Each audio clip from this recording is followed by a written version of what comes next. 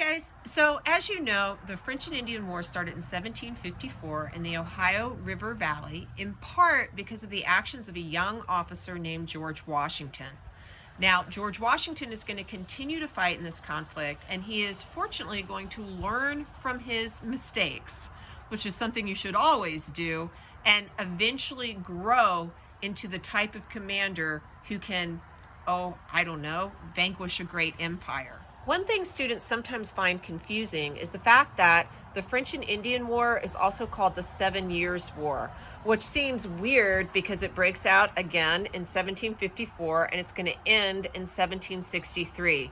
That is not 7 years. So why? What? These are the same conflicts, but this is the thing. They're also not the same conflicts. The 7 Years' War erupts a couple of years after the French and Indian War has started, or at least it expands. The French and Indian War expands. It expands overseas. It becomes a bigger global fight. And as a result of that, it gets two different names. The French and Indian War is what we care about in the Americas because that's what was taking place in our backyard. The 7 Years' War takes into account Europe as well because the French and the British were empires, and so they didn't just exist here. Since Britain and France are clashing outside of the Ohio River Valley, other empires' holdings get pulled into this fight as well because alliances are made really via the monarchies in Europe, and Spain gets cozy with France, so Britain takes over Cuba. This matters to you because I don't want you to get confused later on. You know that Spain has held Florida forever, and that's always been kind of a thorn in the backside of the Brits. This was one of the reasons that Georgia was founded, to serve as a buffer between Florida and South Carolina. James Oglethorpe, by the way, tried to march into Florida and take over St. Augustine, and unfortunately he was rebuffed, which is one of the reasons why he goes back to England. And sadly, the history of Georgia changed because, the charter changed, and it becomes a whole different kind of place. But that being a side note, the Spanish are kind of like, this isn't great. And the French go, hey guys, we got your back, kind of, sort of. What we're going to do is we're going to give you what were our other holdings in North America that are kind of more ambiguous. Louisiana. Why don't you guys hold on to that for a while? So the Spanish are going to actually oversee New Orleans for a wee bit. Which is why, by the way, if you ever go to New Orleans, it is this wonderful mishmash of cultures. It is a very, very French city in many regards, but you'll also see the Spanish influence and then the English influence. It's a beautiful, wonderful confluence of past colonists. I want you to pay attention to this is because I really, again, don't want you to get confused later on. France is going to be kicked out of what will be the United States of America as a result of the French and Indian War. But later on, when we have a president named Thomas Jefferson, a guy named Napoleon Bonaparte is going to sell Louisiana to the United States, the Louisiana Territory. And you're going to go, what? France isn't in this area anymore. They already got their Patucases kicked out. Yes, but they gave this territory to Spain, and Spain is going to give it back in 1800 because France and Spain had a relationship outside of everything that was happening between France and Britain. So don't be confused. Another outcome of the war that's really important that I don't want to neglect is the fact that the middle ground for Native Americans is absolutely destroyed. The Spanish are still going to be around, but the French are gone, and they were much closer allies.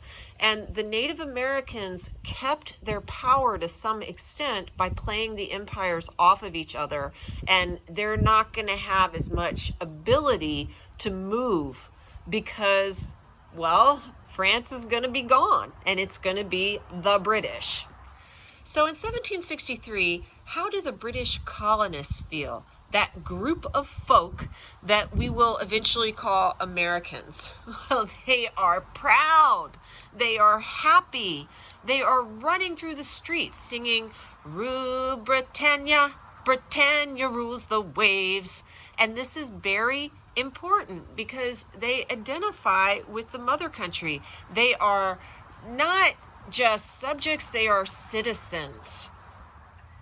Now, having said that, while they are British and proud to be British, the colonists who are living on this side of the pond are also American. They are growing a culture that is distinct from the culture in Great Britain itself. They are young, they are diverse, they have visions of liberty that are sometimes idealized when they look back at the British Parliament. And I'm going to say the British don't totally understand this group of people who are part of them and yet not part of them. They will not be very sensitive to the culture that is growing over here.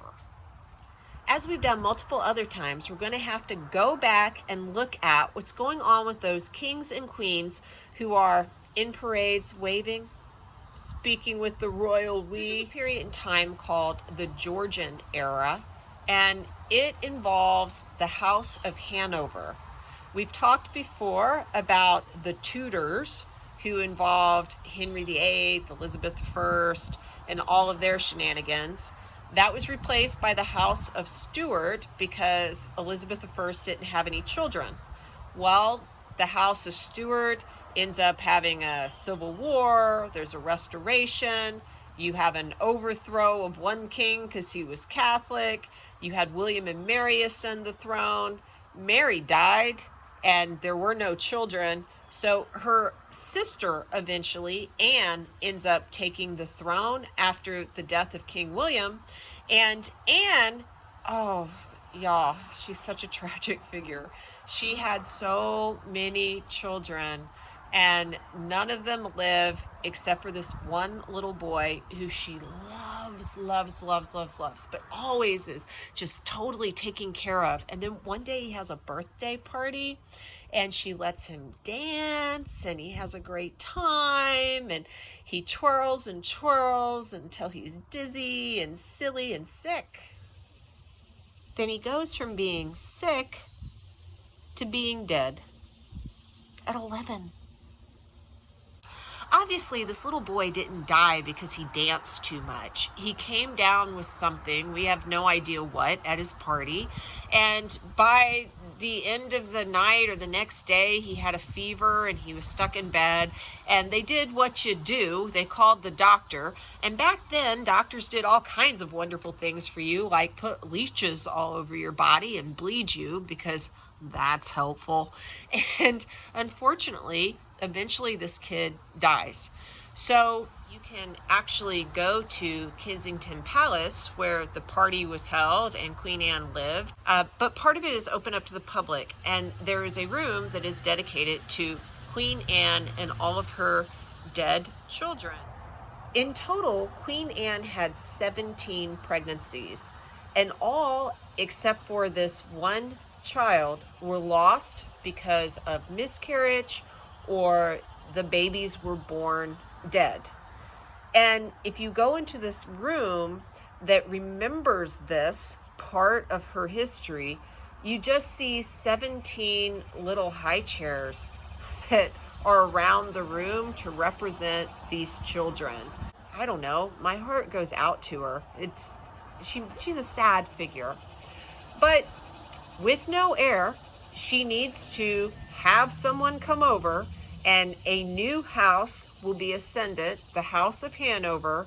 Her closest Protestant relative is George the First. He takes the throne in the early 1700s, and partway through the French and Indian War, George the Third will end up being on the throne. This is called the Georgian Era because it's got all these Georges. It starts with George the First and George the Second and George the Third. And there's going to be a George the Fourth. George.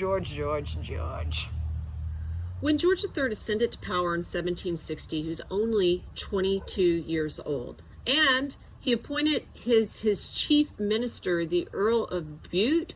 Why? Because this guy was his mate. That's why.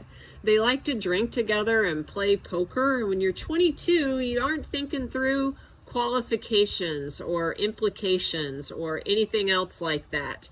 And this really annoys Parliament.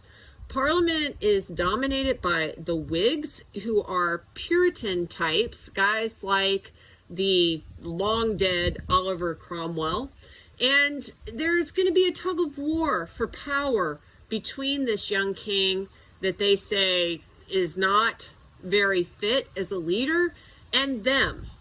And eventually you're going to have a lot of petty bureaucrats advising George III, and that really doesn't serve him very well. But it'll take a while for him to try and figure out what his position is as the King of England.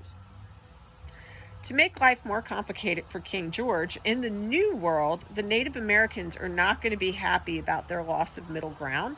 And led by an Ottawa war chief named Pontiac, a rebellion is going to break out around the Great Lakes area in what is now Detroit. If you've ever heard of a Pontiac car, it is indeed named after this war chief who leads Pontiac's rebellion, which, by the way, is not going to be a genteel sort of occasion. It is unprecedented for its violence. As David Dixon, a historian, says, both sides seemed, quote, intoxicated with genocidal fanaticism, end quote. British troops quelled Pontiac's rebellion, but to stop more such conflicts, which were hugely expensive, from breaking out again, especially after so much blood and treasure had been lost to the French and Indian War, King George III issues the Royal Proclamation of 1763. And what does this do? It creates a border, a boundary that is marked by the Appalachian Mountains, kind of like the Rio Grande marks the border between the United States and Mexico. So what this did is it segregated the colonists from Indian territory, and also it left British troops in the colonies under the auspice that they were going to keep the colonists safe from the Native Americans. Were the colonists happy with all this? No. They had fought the French and Indian War in part because they wanted to expand west. They're not going to be able to do that like they want it to do. And hey, by the way, King George, why are you sending soldiers here to babysit us, to make sure that we follow your orders, treat us like children rather than British citizens? We don't like that one little bit.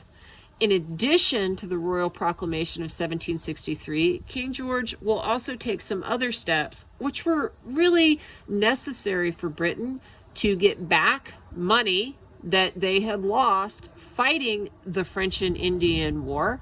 But the colonists are not going to like how they go about it, and we will talk about that in the next lecture. Yay!